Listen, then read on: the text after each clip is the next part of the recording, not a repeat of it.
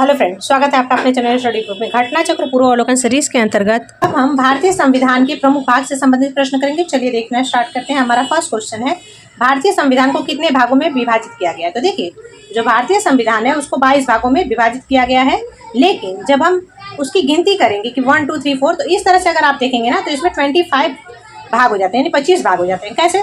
तो देखिए, जो 4 क है, फिर उसके बाद से 9 क और 9 ख, इसको भी गिनेंगे ना तो इस तरह से हमारे पास कितना हो जाता है, तो कुल 25 हो जाता है।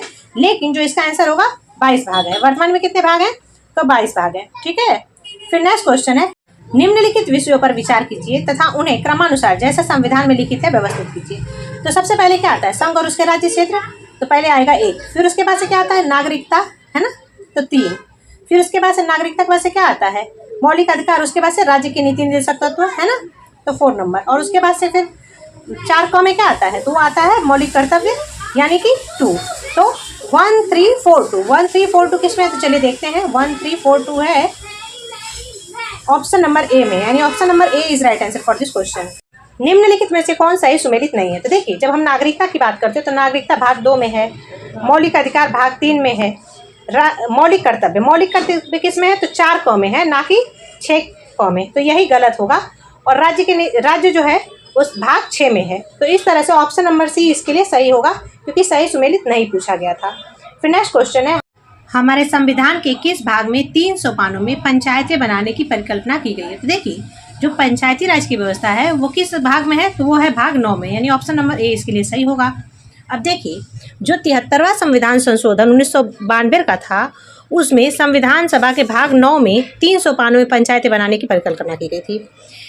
भाग 9 के अनुसार 243 ख के खंड 1 में कहा गया था कि प्रत्येक राज्य में ग्राम, मध्यवर्ती और जिला स्तर, यानी 3 स्तरों पर। कौन कौन से? तो ग्राम, मध्यवर्ती और जिला स्तर पर पंचायतों का गठन किया जाएगा। ठीक है।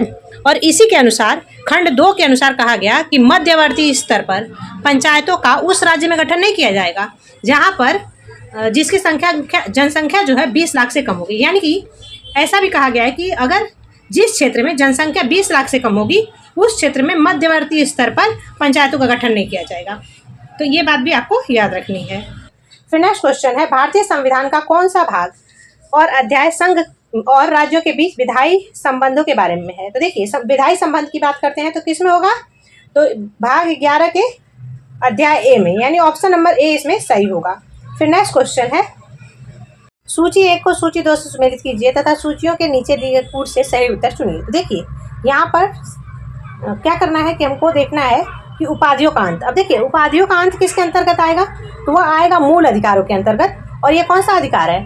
तो अधिकार नंबर 17 जो है वो है उपाधियों का अंत। तो इसका क्या हो गया? 3। फिर उसके बाद से ग्राम पंचायतों का संगठन। तो ग्राम पंचायतों का गठन किस में आता है? तो वो आता है राज्य के अंतर्गत, है ना, राज्य के नीति निर्देशक तत्वों के अंतर्गत। फिर उसके बाद से 6 से 14 वर्ष तक के बालक के लिए शिक्षा के अवसर प्रदान करना, तो वो किस में आता है? मौलिक कर्तव्य में, यानी कि 4। और इंडिया अर्थात भारत, तो वो क्या है? राज्यों का संघ है ना, संघ और उसका राज्य क्षेत्र के अंतर्गत आता है। तो इस तरह से इसका जो आंसर होगा वो क्या होगा? तो 3142 किस में? तो चलिए देखते हैं। 3142 है ऑप्शन नंबर बी में, यानी option number B is right answer for this question. फिर नेक्स्ट क्वेश्चन है, निम्नलिखित में से कौन सा एक युग्म सही सुमेलित है? तो देखिए, संविधान का दूसरा भाग, अब दूसरे भाग में क्या है? नागरिकता है, तो ये तो गलत हो गया। तीसरे भाग में क्या है? तो तीसरे भाग में है मौलिक अधिकार, तो ये भी गलत हो गया। संविधान का चौथा क, तो वो क्या है? मौलिक कर्तव्य, तो ये तो सही है। और यही पूछा गया था कि सही सुमेलित है, तो ऑप्शन नंबर सी इसका सही होगा। और संविधान का भाग 5 क्या है? तो वो है संघ, ना कि राज्य के नीति निर्देशक तत्व। राज्य के नीति निर्देशक किस में आते हैं?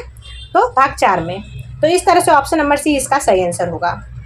फिर नेक्स्ट क्वेश्चन है, निम्नलिखित में से कौन सही सुमेलित नहीं है? तो देखिए, नगर पालिकाएं जो है भाग 2 में है, ये तो सही है। संघ राज्य क्षेत्र, तो वो है भाग 5 में, तो यही इसका सही आंसर होगा, क्योंकि संघ राज्य क्षेत्र किस में आता है? 5 में। और नगर पालिकाएं 9 क में, और निर्वाचन किस में आता है? भाग 15 में। तो इस तरह से ऑप्शन नंबर बी इसका सही आंसर होगा। फिर नेक्स्ट क्वेश्चन है, सूची 1 को सूची 2 से सुमेलित कीजिए तथा नीचे दिए गए कूट का प्रयोग करते हुए सही उत्तर चुनिए। तो अब यहाँ पर क्या दिया गया है? भारतीय संविधान का भाग 9, तो भाग 9 किससे संबंधित है? तो वो है पंचायत से संबंधित, यानी कि 3। फिर उसके बाद से भाग 8 है, भाग 8 किससे संबंधित है? तो भाग 8 है संघ राज्य, यानी केंद्र शासित प्रदेश से। ठीक है।